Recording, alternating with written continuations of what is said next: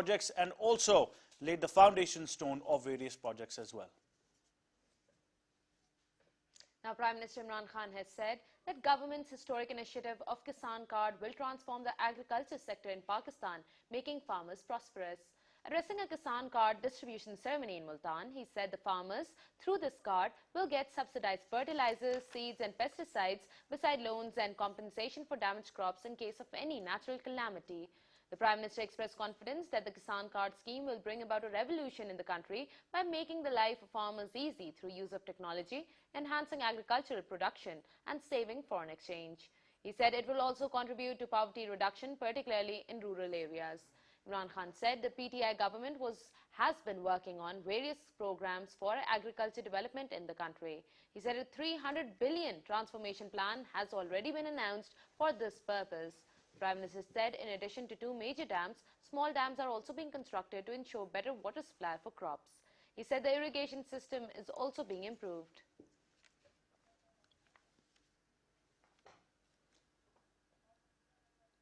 The Prime Minister has emphasized the need for collective national action, regional collaboration and multilateral cooperation to meet adverse impacts of COVID-19.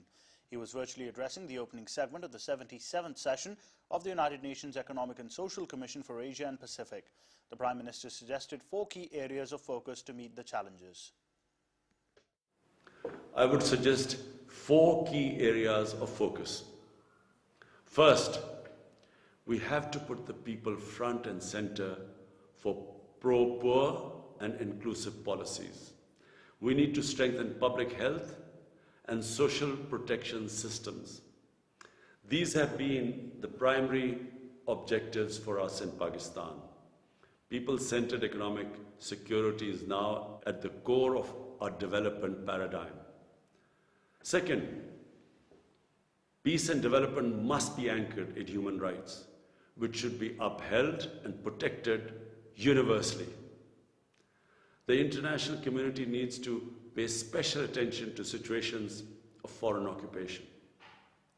Third, in building back, we have the opportunity to model our economies on more resilient and sustainable grounds. Ambitious climate action is the way ahead.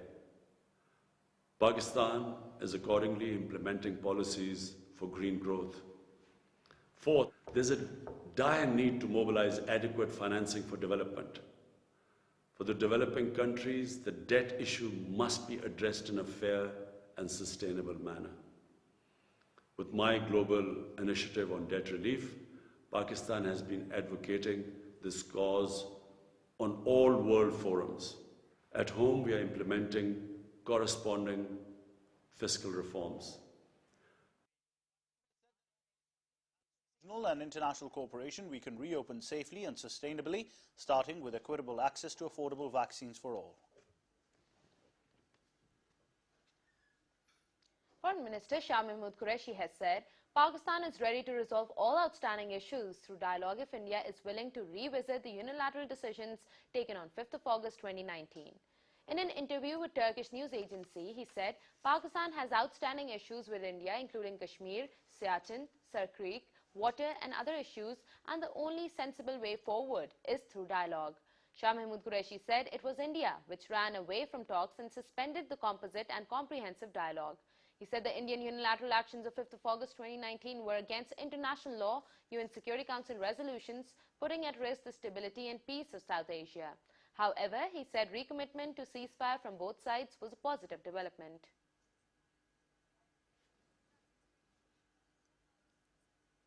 "70 more deaths and more than 4,800 new positive cases were reported due to coronavirus in Pakistan in the past 24 hours. According to the stats issued by the National Command and Operations Center, more than 50,000 tests were conducted.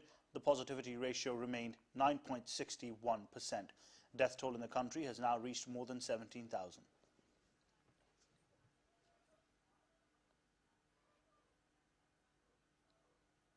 The number of coronavirus cases across the world have now surpassed 147.8 million, while the pandemic has so far claimed over 3.1 million lives. More than 125.3 million patients have so far recovered from the disease across the world. The death toll due to coronavirus soared to over 586,000 in the US, more than 390,000 in Brazil and over 195,000 in India.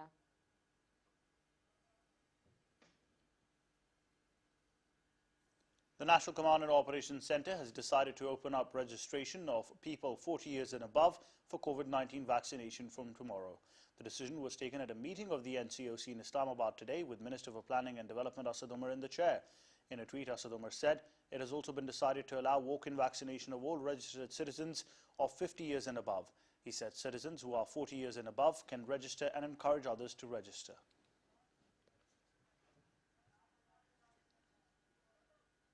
Three planes of Pakistan International Airlines carrying a consignment of 1 million doses of COVID-19 vaccine from China have arrived in Islamabad. Two special planes and a PIA regular flight was used to airlift the corona vaccine doses from China. Another consignment of 2 million doses of vaccine will also be transported from China by the national flag carrier on Thursday.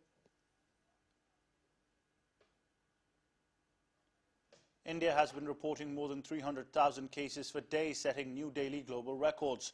Today, it had the highest number of daily coronavirus cases for a fifth straight day, reporting more than 352,000 new infections and another more than 2,800 deaths in the last 24 hours. Most hospitals in Delhi and many other cities in India have completely run out of beds. The sharp spike has overwhelmed the healthcare system of many cities and left no choice for families but to arrange whatever they can at home for their sick loved ones. As prices of oxygen cylinders, concentrators and essential medicines skyrocketed in the black market, those forced to treat themselves at home struggle even more. The situation is particularly dire in Delhi, where there are no ICU beds left. Labs are overrun, and it's taking up to 3 days for test results to come back. This is making it harder for treating doctors to assess the progression of the disease.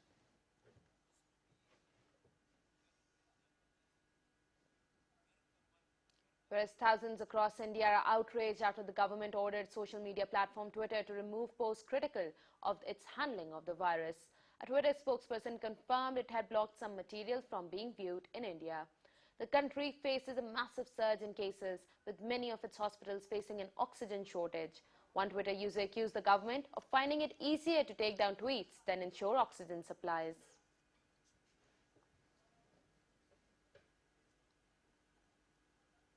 The Supreme Court has admitted Justice Qazi Faiz Isa's review petition challenging the APEC Court's verdict on the presidential reference against him. The review petition was accepted by 6-4 majority by the 10-member larger bench headed by Justice Umar Ata Bandial. As the review petitions get admitted, the Supreme Court's earlier order to FBR to look into Justice Isa's assets also stands reversed. FBR report on the assets of wife of Justice Qazi Faiz Isa is now invalid and no action can be taken on its basis anywhere.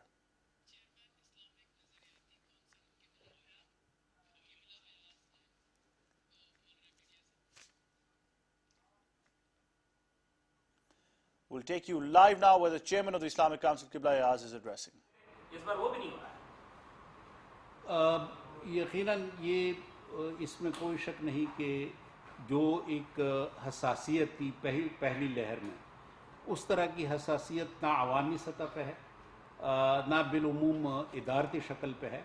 तो ये अच्छी तजवीज़ है आपकी, और यकीनन हमें इस पे ज़ोर देना चाहिए कि अब ये एक कौमी तहरीक की शक्ल इख्तियार कर ले और हम सब मिलकर कोशिश करें, इदारे भी और हुकूमती जो मुतअल्लिक़ मिनिस्ट्रीज़ हैं, मेंबर ऑफ महराब भी, मीडिया भी, ताकि जो ये तीसरी लहर की ख़तरनाक जहत है, इससे पूरी कौम को महफूज बनाया जाए.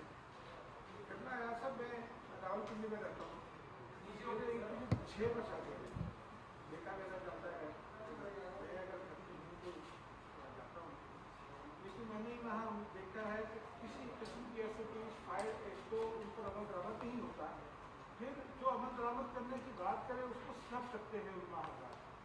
अभी कल रवात में 3 रोज़ा इज्तिमा ख़त्म हुआ है. ऐसे इज्तिमा की एक तो इस्लाम में का गुंजाइश है कि मुझे तो ये रहबानियत का तस्वीर ज़्यादा लगता है, क्योंकि आप माशरे से बाहर निकल कर एक जंगल में बसेरा करके वहाँ इस्लाम की तरबीज करने की कोशिश करें, जबकि जो आपके लोग हैं उनसे आपको फ़ायदा होना चाहिए. लेकिन वहाँ भी मैंने देखा, मेरे एक अजीज जो मेरे घर के ऊपर रहते हैं वो होकर आए हैं, तस्वीरें बनाकर आए हैं, किसी किस्म की एक्टिविटीज़ आपको फॉलो नहीं किया गया. इस हवाले से आप क्या करें?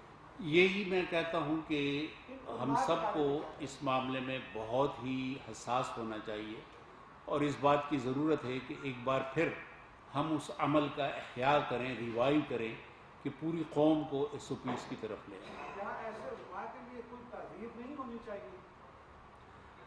دیکھیں، جو ایک قانون ہو، ایک حکم ہو، اس کی اگر خلاف ورزی ہو رہی ہے تو دو طریقے ہیں۔ ایک تو ترغیبی عمل ہے، اگر ترغیبی عمل کے ذریعے بھی، جس طرح ہم نے کہا کہ کچھ لوگ ویکسینیشن کے خلاف بہت بڑا مخالفانہ پروپیگنڈا کرتے ہیں، تو اگر کوئی قانونی عمل ہو یقیناً قانون کو حرکت میں آنا چاہیے۔ یہ بتائیے گا کہ نماز تراویح ہو یا نماز جمعہ ہو، اسلام آباد میں بھی ایسا ہی ہے کہ سیکیورٹی کے لیے مناسب انتظامات کیے جاتے ہیں، پولیس کے اہلکاران جو ہے وہ تعینات کیے جاتے ہیں، لیکن ضلعی انتظامیہ کا کوئی بھی بندہ وہاں موجود نہیں ہوتا جو ایس او پیز پر عمل درآمد کرائے۔ آج بھی جو نماز جمعہ کے جو اجتماع ہو رہے ہیں یا اپنا تراویح ہو رہی ہے، وہاں سماجی فاصلہ دور کی بات، لوگ ماسک نہیں پہنتے، تو ضلعی انتظامیہ کو کس طریقے سے اب تو ایک کوشش ہو رہی ہے۔ یہ جو آج کی پریس کانفرنس ہے، اس کا مقصد یہی ہے کہ صرف ممبر و محراب نہیں بلکہ تمام ذمہ داران جو اس ایس او پیز کے ساتھ متعلق ہیں کہ وہ سب اس بات کا ادراک کر لیں کہ ہم ایک بہت ہی ایمرجنٹ صورتحال سے گزر رہے ہیں۔ یہ فرمائیے گا کہ آپ کہہ رہے ہیں کہ مختصر کیجیے، تو آپ کیونکہ یہ کیوں نہیں کہہ رہے ہیں کہ قرآن پاک کے سپارے پڑھائے جاتے ہیں، جیسے قرآن کو مختصر صورتیں پڑھی جائیں تراویح میں، تو آپ اس طرح بتائیں، آپ کہہ رہے ہیں نماز کو مختصر کریں، آپ کھل کے بتائیں کہ تراویح میں جو ہے وہ قرآن پاک نہ سنایا جائے، صورتیں سنائی جائیں، اس کو مختصر کیا جائے، تو اس طرح بات کریں آپ۔ ایگزیکٹلی یہی ہماری تجویز ہے کہ مسنون عمل ہے، گھروں پہ اس کو ادا کیا جا سکتا ہے۔ ہم نے تصور دیا تھا گھر کا مرد گھر کا امام، اور اس کے علاوہ اگر کہیں پہ تراویح پڑھی بھی جاتی ہے تو اس کا دورانیہ مختصر کر دیا جائے، تو اس کا مطلب یہی ہے کہ چھوٹی جو صورتیں ہیں ان کے ذریعے بھی تراویح کا مسنون عمل مکمل کیا جا سکتا ہے۔ مہربانی، thank you sir. Thank you. وہ کاپیاں آپ نے تقسیم کر دی؟ جی وہ کافی مہربانی، بڑی مہربانی جی۔ Well, that was Chairman, Islamic Ideology Council, Qibla Ayaz, briefing the media. He said that we are facing a severe challenge of COVID-19 and the vaccination process is the only way to move forward and deal with the pandemic. He also said that religious scholars should propagate sensitivity training towards COVID-19 situation and should also look into the situation from an Islamic perspective and also taking care of the people. Now, amid the devastating COVID-19 surge in India, Modi-led fascist regime in New Delhi is continuously ignoring calls for the release of approximately 3,000 Hurriyat leaders, activists, youth, women and civil society members from Indian jails. A report released by Kashmir Media Service said Indian government is openly violating the Geneva Convention on Prisoners' Rights and this matter needs immediate intervention by the international community. Meanwhile, Chairman of Kashmir Council Europe, Ali Raza Sayed, in a statement in Brussels, has called upon Indian authorities to immediately release all illegally detained Kashmiris in jails in view of the deadly wave of coronavirus. And Pakistan has condemned the violent acts carried out by the Israeli occupation forces in occupied territories and urged the international community for prompt action to protect Palestinians. In a statement issued by Foreign Office, Pakistan has termed the harassment of people coming for prayers, arrests of innocent Palestinians, and other arbitrary restrictions as violation of fundamental human rights. The illegal measures by Israelis have been on the rise since the onset of Ramadan. The Foreign Office said Pakistan supports the Palestinian people's inalienable right to self-determination. Roshan, the camel, is on an important mission. He purposely plods through the arid desert terrain of Balochistan. His destination is a village where dozens of children, all wearing their Sunday best, await him and his cargo of books. In March last year, Pakistan closed its schools due to the pandemic. Rahima Jalal, principal of Zubaida Jalal Girls High School, said she started the library last August because she wanted children around her remote hometown to continue learning despite schools being closed. Roshan carries the books to 4 different villages in the district of Kech, making the journey on alternate weekdays. The library is open for 2 to 3 hours from around 3 p.m. to 6 p.m. and children choose the books they like and return them when the library comes again. The village school have reopened, but local officials say they have received many more requests for the library to continue in spite of the resumption. Roshan enjoys the trip, seeing the happy children, and on top of that, he still earns just as much as when he used to carry firewood.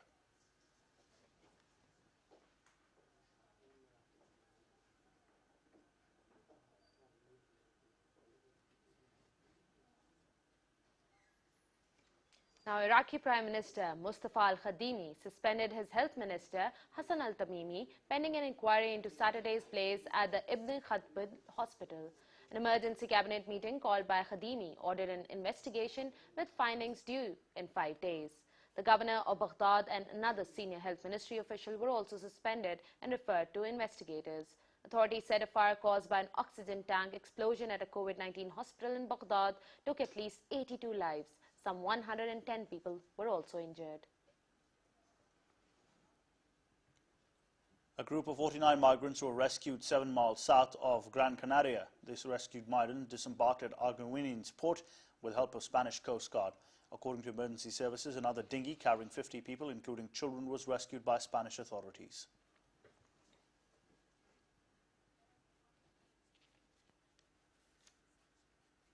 Now, a large group of migrants protested at the U.S. border in the northwest Mexican city of Tijuana, demanding they are allowed to cross and claim asylum in the United States. U.S. authorities, including police and anti-riot gear, closed the border, prompting a long delays of more than 4 hours to cross the border between San Diego and Tijuana. And well, that's all for now. For more details and live streaming, log on to our website or visit our social media handles. From Ahmed Nawaz, Rida Shah and the entire team of PTV World, it's goodbye for now.